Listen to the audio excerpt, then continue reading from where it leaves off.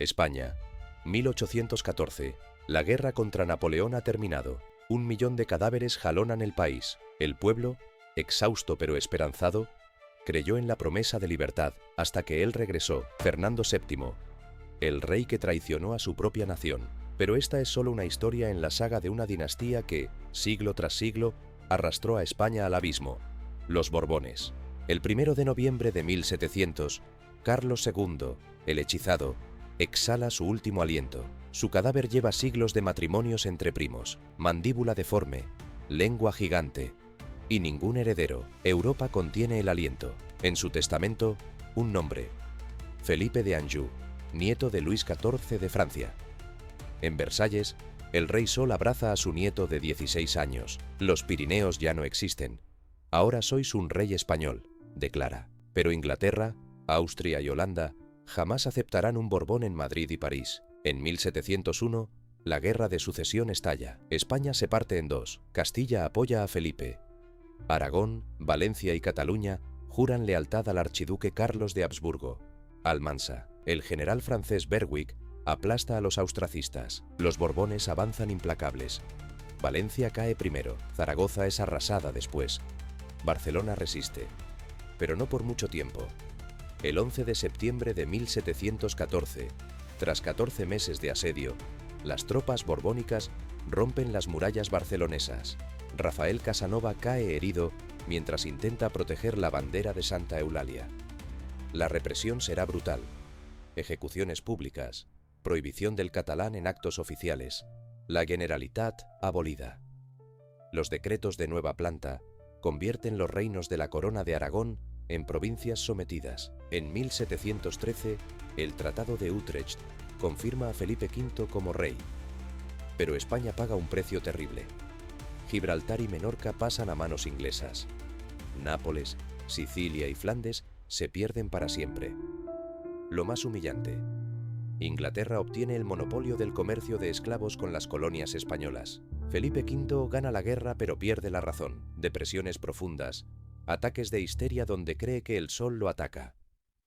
Abdica en su hijo Luis I, quien muere de viruela 7 meses después. Obligado a volver al trono, se convierte en marioneta de su ambiciosa esposa, Isabel de Farnesio. En 1746, Felipe V muere. España ya no es la gran potencia de antaño. Pero lo peor está por venir. La dinastía Borbón acaba de empezar su reinado, y con él, la lenta agonía de un imperio. El victorioso Felipe V no disfrutará su triunfo. En las frías galerías del Palacio de la Granja, el rey de España deambula en camisón, hablando solo. Sus ojos vidriosos miran sin ver.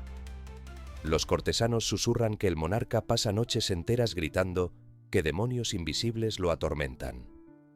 Isabel de Farnesio, su esposa, gobierna en su lugar mientras teje una red de alianzas matrimoniales para colocar a sus hijos en tronos europeos. Fernando VI hereda la corona en 1746. Al principio parece un respiro. El nuevo rey ordena construir el primer observatorio astronómico de España y declara la paz con todos los países. Pero cuando su amada esposa Bárbara de Braganza muere, el rey enloquece. Se encierra en el castillo de Villaviciosa, donde los sirvientes lo encuentran mordiendo las cortinas y arañando las paredes.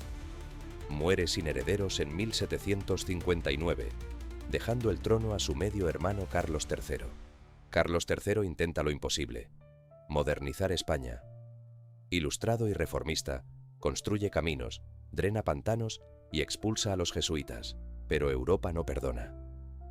En 1762, durante la Guerra de los 7 Años, los ingleses toman La Habana y Manila. Aunque España las recupera, debe entregar Florida como rescate. El rey ilustrado muere en 1788. Su hijo Carlos IV, un cazador mediocre más interesado en sus perros que en la política, deja el gobierno en manos de Manuel Godoy, un guardia de corps convertido en favorito. El pueblo lo llama el Choricero por sus orígenes plebeyos. En 1805, la armada hispano-francesa es aniquilada en Trafalgar. Nelson muere, pero Inglaterra gana el dominio de los mares para siempre. 3 años después, Godoy firma el Tratado de Fontainebleau, permitiendo el paso de tropas francesas por España para invadir Portugal. Es una trampa. Febrero de 1808. Las tropas de Napoleón ocupan Barcelona, Pamplona, San Sebastián. El pueblo madrileño, viendo cómo los franceses se pasean como dueños, hierve de rabia. En Aranjuez, una turba asalta el palacio de Godoy. El favorito real se esconde durante 36 horas en un hueco de la pared, temblando mientras fuera lo llaman traidor. Carlos el IV, aterrorizado, abdica en su hijo Fernando VII. Pero Napoleón tiene otros planes. Convoca a padre e hijo a Bayona, donde los obliga a renunciar a la corona. José Bonaparte, hermano del emperador, es proclamado rey de España. El 2 de mayo de 1808, Madrid estalla. Un grupo de patriotas ataca a los mamelucos franceses con cuchillos de cocina. La represión es salvaje. Goya pintará después los fusilamientos en la montaña del Príncipe Pío. La chispa se convierte en incendio. España entera se levanta en armas.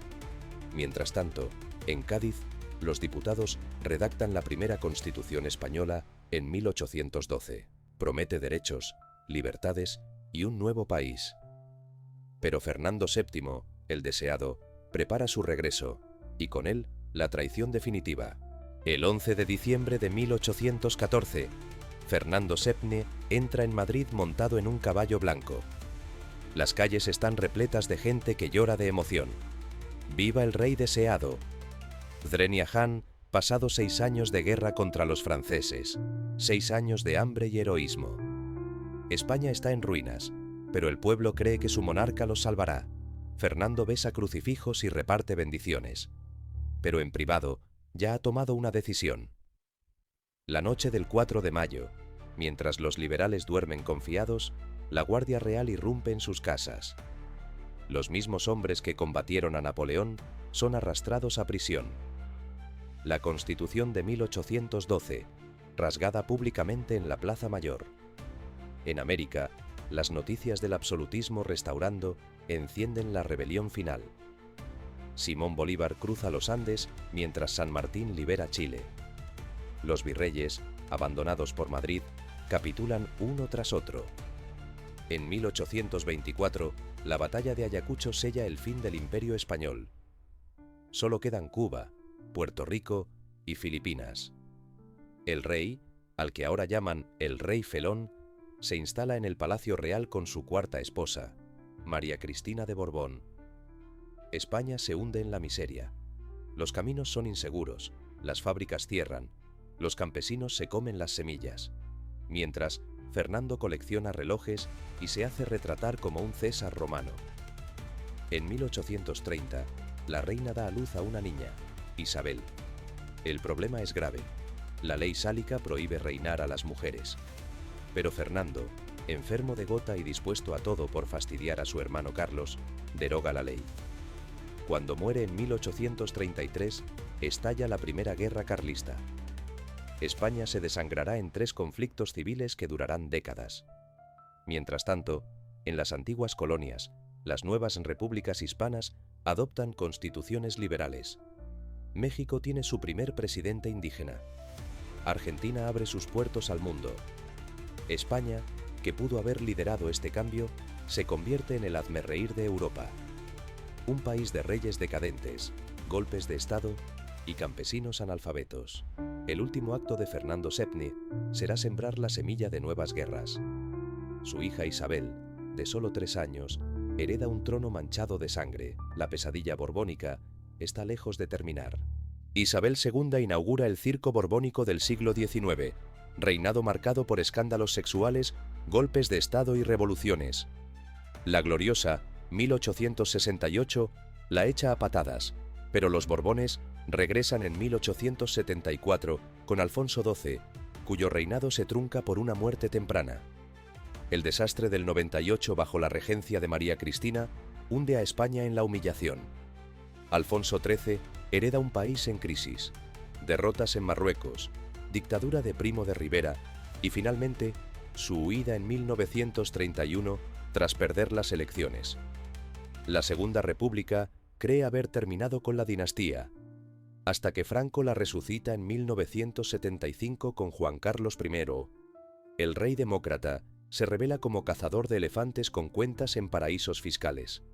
Hoy, Felipe VI intenta lavar la imagen real, pero los fantasmas del pasado persisten: corrupción, separatismos y una ciudadanía que cada vez cuestiona más la monarquía. ¿Ha sido España víctima de su propia dinastía? Suscríbete para más documentales reveladores que nadie más se atreve a hacer. Dale me gusta si crees que la historia no debe olvidarse. Comenta: ¿Austrias o Borbones?